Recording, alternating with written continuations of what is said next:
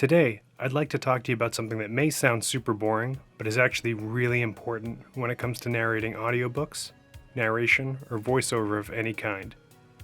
Room tone. You might be asking yourself, well, what's the importance of room tone? What is room tone? Well,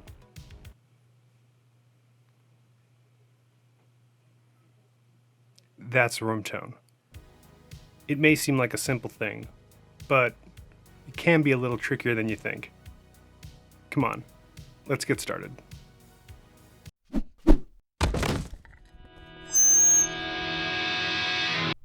First things first. Here's a short clip of a phrase that's been chopped up. Check, 1, 2, 3. Check, 1, 2, 3. Notice that? You might have to crank your volume up a bit. Let me play it again. Check, 1, 2, 3. Check, 1, 2, 3. Does it sound blank in the blank spaces? That's because when you have a space with no audio in your DAW, there's no information your DAW can process into sound to send to your ears. It's known as digital black, and in the world of narration, it's bad news. The problem with digital black is that your ears keep searching and searching for a sound that isn't there. There's nothing to send to your brain to say, hey, this is sound. It causes what's known as ear fatigue. And it just sounds bad. Okay, so we know what digital black is. So how do we avoid it? Well, you clicked on the video, right? We fix it with an element so basic you probably have enough lying around as we speak. What we do is fill those spaces with room tone. So you say to yourself, sure, I'll just click record and check, 1, 2, 3.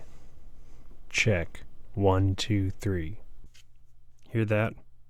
Those are all room tone no-nos. The easiest way to set your room tone is like this. Start a new track in your DAW. In this case, I'm using Reaper, but the principle remains the same. Now, as long as you're in a well-treated space and it's quiet outside and you can't hear the dog barking or the bus driving by or the neighbors doing whatever it is they do, as long as it's quiet, hit record. And here's the important part. Get up out of your chair and leave the room. Go to the other end of the house and wait for about a minute and then come back. Now, stop recording. Hit mute on any other tracks you might have, whether it's a music bed if you're doing a commercial or whatever. Now, do yourself a favor, crank up that volume and listen. Really listen to the entire track. You want to make sure you can find a section where there's no leaves rustling, there's no buses driving by, there's no floor creaking as you walk away. Really listen for the silence. You want to find yourself a good 20 to 30 second chunk of the quietest room tone you can. Then, using whatever method your DAW uses, chop that up until you have that nice little section. That is going to be your room tone. Okay, so now hopefully you have your room tone. You've reviewed it to make sure it's as quiet as it can be. Now, here comes the question. What do you do with it? Do I just leave it here and just play it back? Well, let's see what happens. Check, 1, 2, 3. Check. So, as you could hear, it's doing its part in the sections here and here, here, in the blank spots. It's filling in those spots with room tone, which is exactly what we're going for.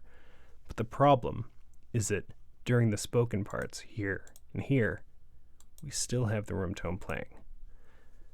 So the easiest way to fix that problem is to split your room tone track up into sections and to just drop it down. And then, since I'm using Reaper, I could just do some quick crossfades.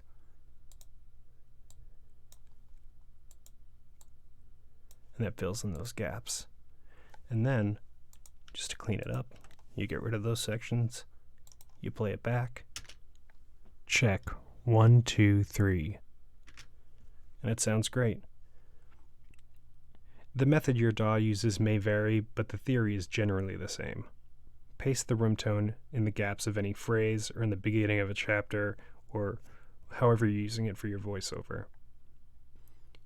You might be saying to yourself, geez, I do a lot of edits and cuts, and there are a lot of blank spaces in my chapters or my voiceover or my narration or whatever have you. This is going to take forever to do this all for like a 10-hour audiobook. And you're right, it takes a long time to get this all down. But here's the thing. Depending on your DAW, in this case, again, I'm using Reaper, I can actually set this up to do it in one click.